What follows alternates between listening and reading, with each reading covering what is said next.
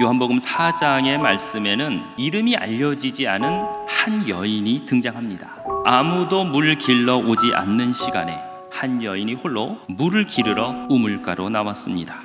이 여인은 지금 공간적으로나 시간적으로나 주변 사람들과 철저하게 단절된 삶을 살고 있던 여인인 것입니다. 하지만 이 여인은 그곳에서 뜻밖의 한 사람을 만나게 되고 대화를 나누는 가운데 이 여인에게 큰 변화가 일어나게 되지요. 오늘 우리는 그 변화의 이유를 한번 살펴보고자 하는 것입니다.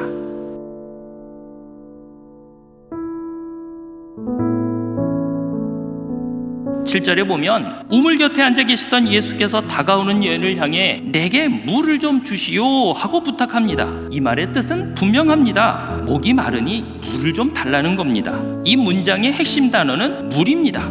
그런데 9절에 나타나는 여인의 반응은 물 달라는 사람, 내게라는 말에 관심을 기울입니다. 하지만 10절에서 예수께서는 그 여인이 뒤틀어버린 주제, 곧 누구의 문제를 붙잡고 대화를 계속해서 이어가고자 합니다. 그런데 11절과 12절을 보십시오. 이 여인은 그 대화의 주제를 다시금 틀어버립니다. 누구의 문제에서 다시 물, 생수의 문제로 관심을 기울입니다.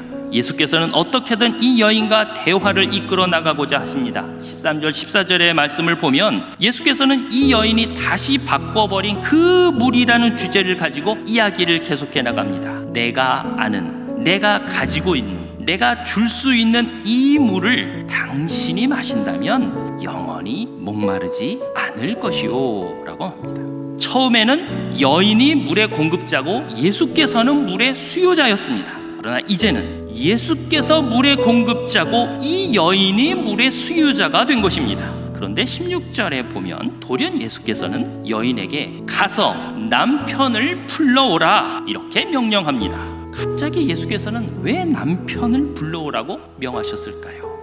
헬라어 성경을 그대로 읽으면 가라, 내 남편을 불러라, 그리고 이리 오거라 이렇게 적혀 있습니다.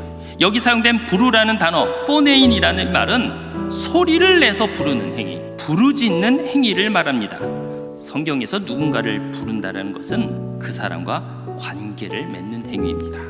여기서 말하는 남편이란 최소한의 인격적인 관계의 대상인 것입니다.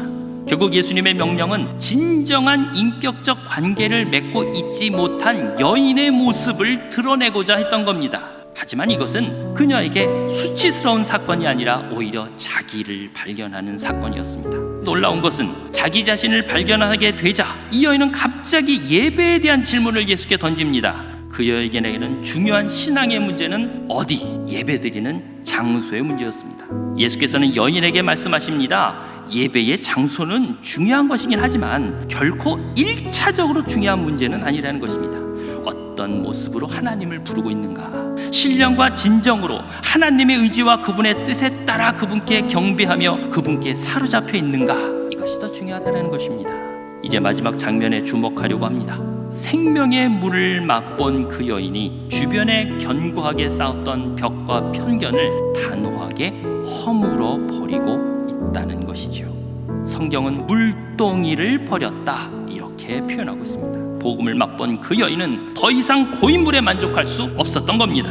어느새 그녀 안에는 그 생수가 흐르고 있었다고 해야 옳을 것입니다. 그녀는 그렇게 만나기조차 부담스러워하던 그 마을 사람들에게 달려가고 있습니다. 사람들을 피해서 한낮에 물을 기르러 왔던 그녀가 사람들을 향해서 시선을 돌리고 있는 겁니다. 새로운 인격적인 관계를 맺으려고 하고 있는 것입니다. 이것이 결단이고 회심이라고 할 수 있을 것입니다. 장신 공동체 여러분, 우리에게 이 장신대는 어떤 곳일까요? 우리의 물동이를 버리고 가야 하는 곳입니다. 물동이를 버리는 훈련의 공간입니다. 우리의 물동이를 버릴 때 복음은 큰 생명의 물줄기가 되어서 세상으로 콸콸 흘러갈 수 있을 것입니다. 이 복잡한 시대에 우리가 이곳에 있다는 것은 우리를 통해 이루시고자 하는 하나님의 분명한 이유가 있을 것입니다.